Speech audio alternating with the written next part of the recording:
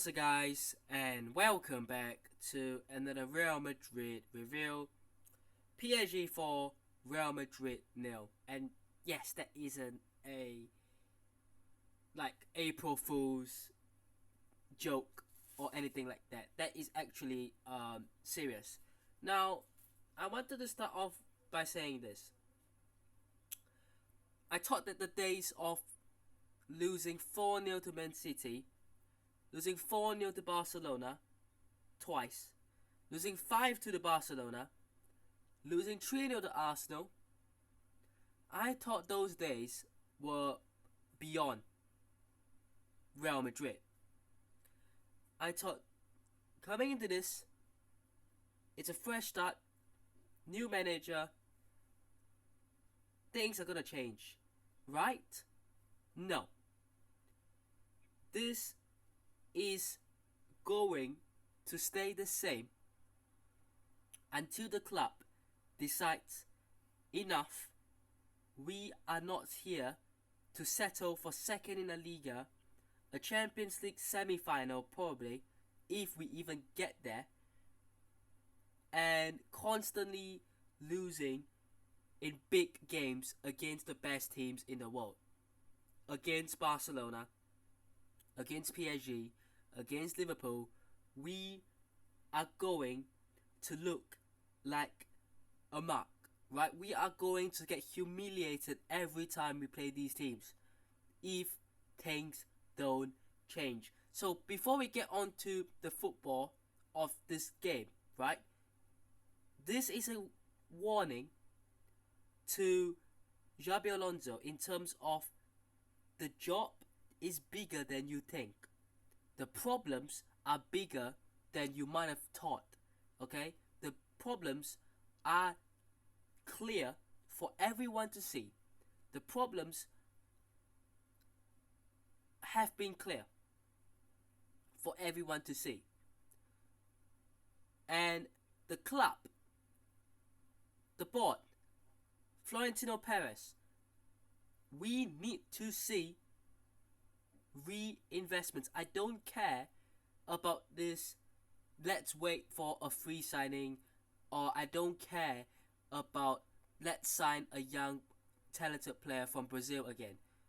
We need players in certain positions that we know we're struggling in. We need them quick. We need them in the next few weeks before pre-season. That is a guaranteed. We need that. So I wanted to make that very clear, because as you can see, this isn't a manager problem.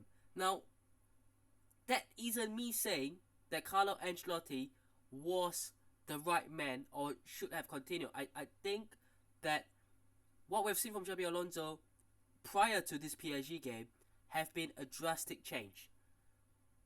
But still, despite that change, we are not anywhere near the top teams in Europe. We are not near that level yet. And I don't know if this is the player issues, like in terms of players, if this is a manager issue, is this a club issue, or is it a combination of all? I don't know. But now,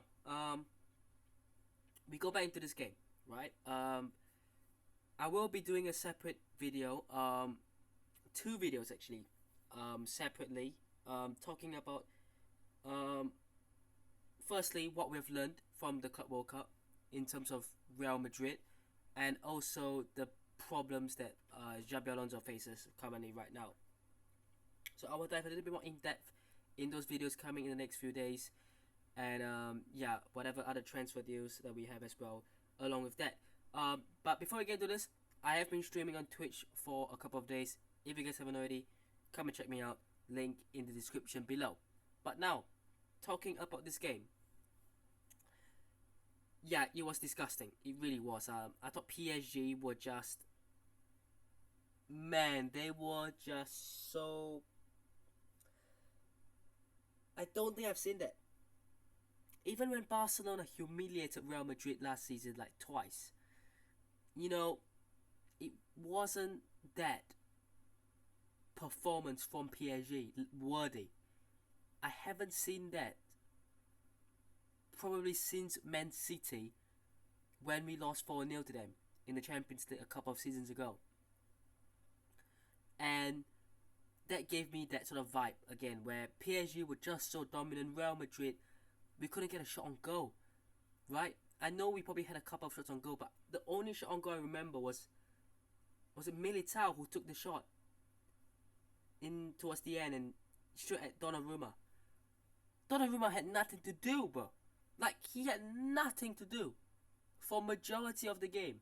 You could have put a chair at his goalpost. He could have sat down, took out some cookies and biscuits, had a cup of coffee, and then probably take his phone out, watch some YouTube, and he wouldn't have had any problem. And that was how good PSG were.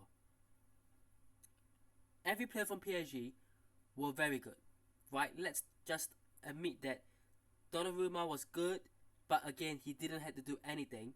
But when he had to do his job, he did. Mendes was incredible, man. I would love Mendes. Hakimi was incredible. Marquinhos was very good. I think, was it Lucas Hernandez was good. The midfield was incredible, man. I mean, Beraldo was good. Sorry, my head's gone. Beraldo was good. Marquinhos was very good. Neves, Vitinha, Fabian Ruiz scored twice, man. Like, come on. No disrespect to Fabian. I think he's a very good player, but it's not like Dembele or Doué or Kvaratskhelia scored, right? It's a midfielder. And I know their midfielder aren't just midfielders who just aren't capable of getting goals, but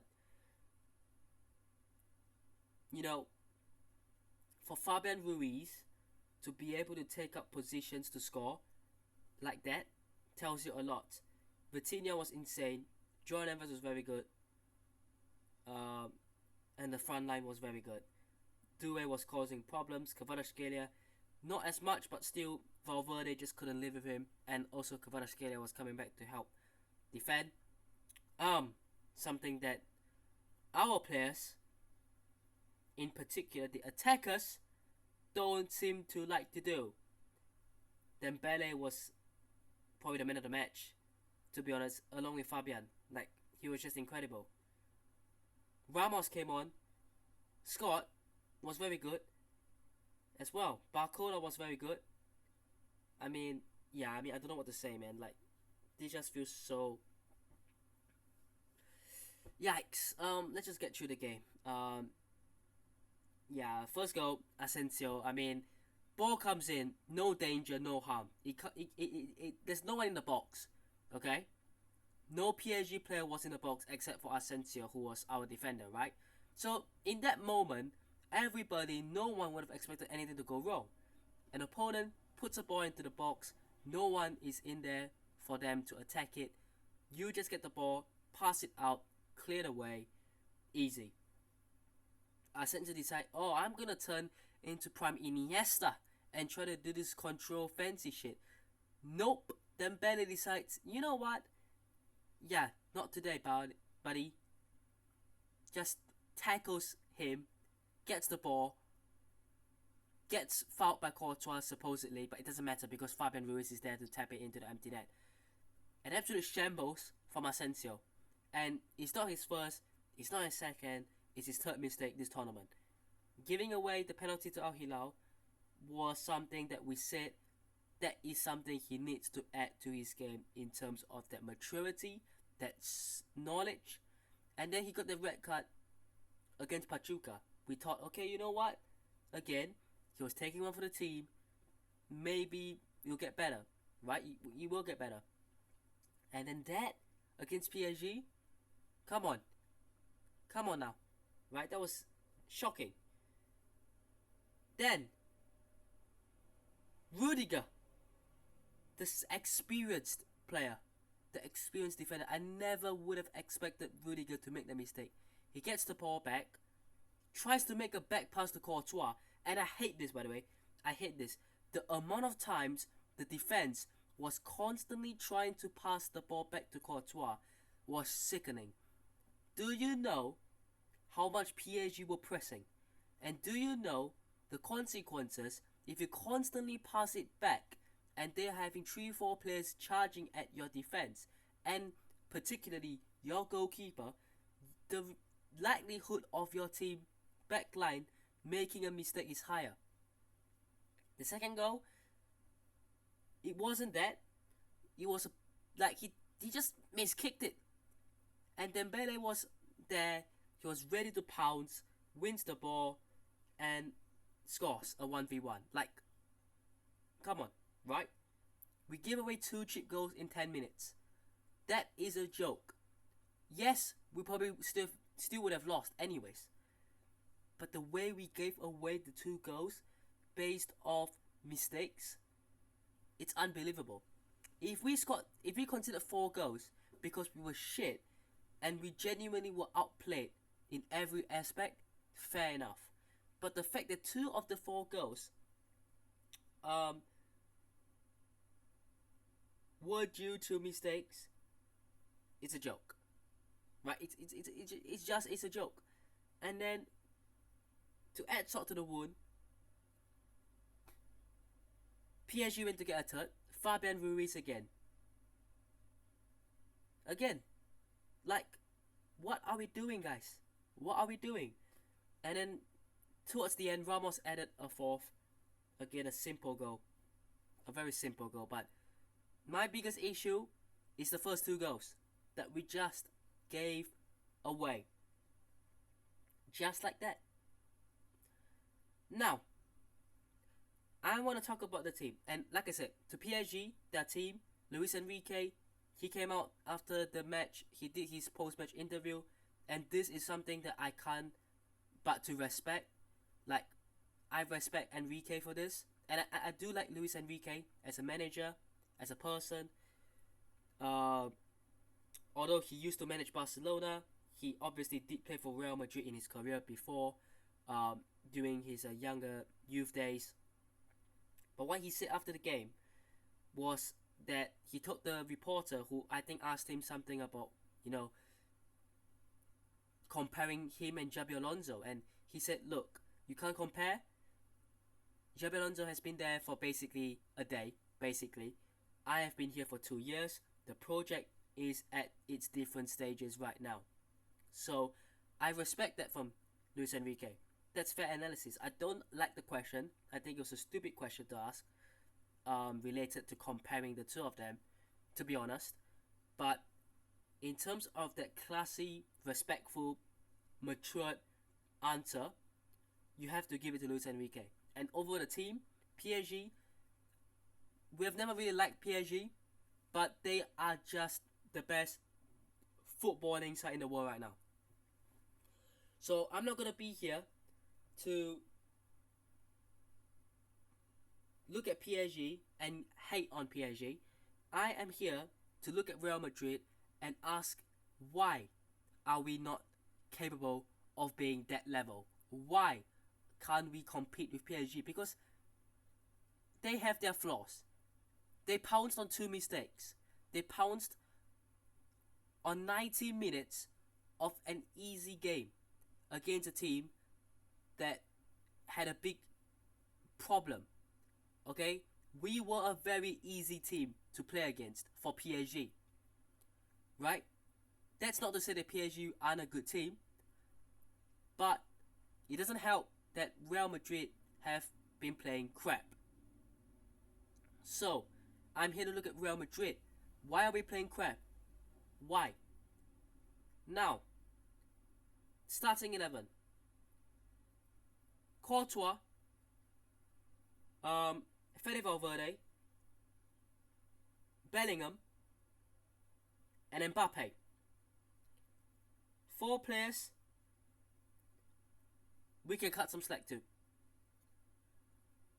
Doesn't mean that they aren't or they weren't involved in this defeat,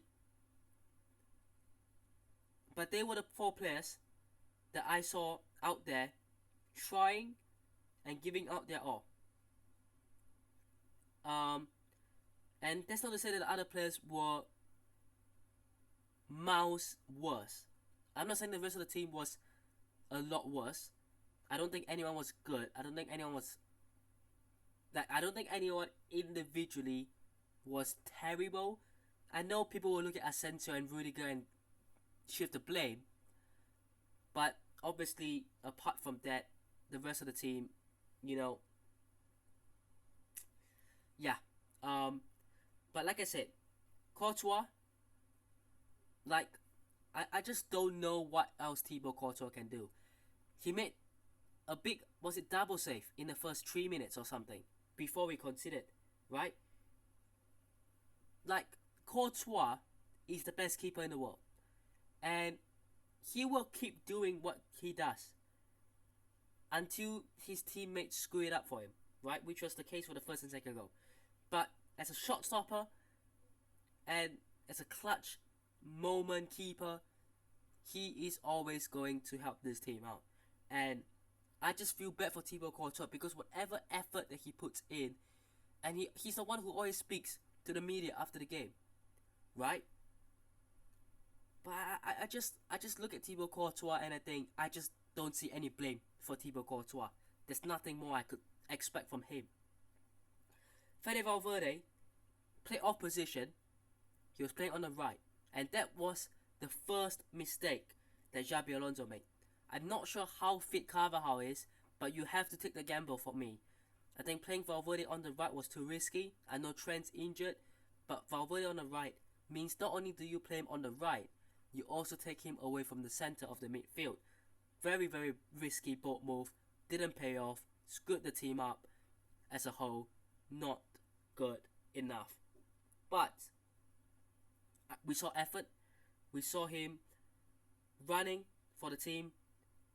You know, this screen picture on the screen right now shows. You know, he gave it his all. He gave it his all. Number one importance is the effort. Okay? We might have lost 4-0. But if you lose 4-0 by giving 100%, we have a less big problem. That is maybe more of a footballing issue of whether a player is good enough or not. But I would rather a footballing issue than an attitude issue, an ego issue, a mindset issue. I don't know what to call it, but if you give in your heart, effort, your all, and you're not good enough, we can do something about that. If you don't give your heart effort at all, but you're good enough, there's not really a lot we can do about that, and that is the truth. The centre backs, I think I don't really need to talk about that. Fran Garcia, I kind of felt bad for the guy, man. Man was getting tortured by Doué, Dembele, Hakimi with no help.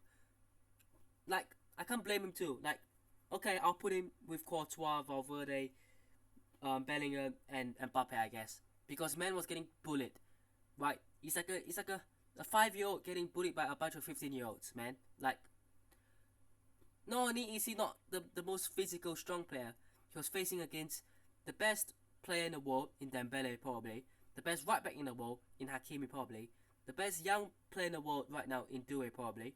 Like, what's he supposed to do? Chouameni, Arda Güler, I didn't even know they were there. Bellingham, I don't want to see any Bellingham hate. This is a man who is playing through his shoulder injury pain. He's finally going to get his shoulder surgery right now, and he'll be out for about 3 to 4 months. But I still saw one player running back to make tackles to win the ball back, and that was Jude freaking Bellingham. So I don't want to hear anything bad about Bellingham. I'm not having any of it. Gonzalo Garcia, nothing for him. No service, nothing for him. Mbappe and Vinny Jr. Like I said, Mbappe, I saw effort. When he had the ball, he tried to do some stuff. Couldn't really do quite a lot because PSG were defending very well. Vinny Jr., I mean, was he even there? Like, he just felt like he wasn't there. Carvalho came on, Militao came on, Modric came on, Vasquez came on, Brahim came on. I mean, those subs were more of a, yeah, the game's over. Let's just give these players a proper um, applaud, and for Modric and Vasquez, that proper send off. For Carvajal and Militao, a proper welcome back sort of thing. It wasn't subs that were coming on to make an impact, really. Like, there was a commentator, I forgot what his name was. He said Real Madrid need to bring on Luka Modric right now, and that was before the fourth goal. That was in the 60th minute or so. He said Real Madrid need to bring on a player like Modric. I'm thinking to myself, this is Luka Modric, an absolute legend, yes. But at 40 years old, there is nothing Modric can do at 3-0 down against the best team in the world to change the game. I'm sorry. This isn't something that a 40-year-old Modric can do. As much as we love Modric, if he could have done that, he would have started to begin with. But he can't. So, he's just not going to do anything. And I don't expect anything from him, by the way. Like, Luka Modric, love him. Absolutely love him. But I don't expect him to come on to win games. But hey, absolute legend. The only positive of this game was being able to greet Modric goodbye. And that's even a negative, because we won't ever see Modric and Vasquez, to be fair, in a Real Madrid shirt anymore. So, yeah. Overall, this game, I just don't want to talk about it, man. Like, good luck PSG against Chelsea. Good luck Chelsea against PSG. Like, as a neutral watching that, it will be fascinating. I think PSG will cook that game, though. I really think so. But yeah, PSG deserved it. Real Madrid, we need to go back and look at ourselves. I will be making, like I said, those videos talking about that.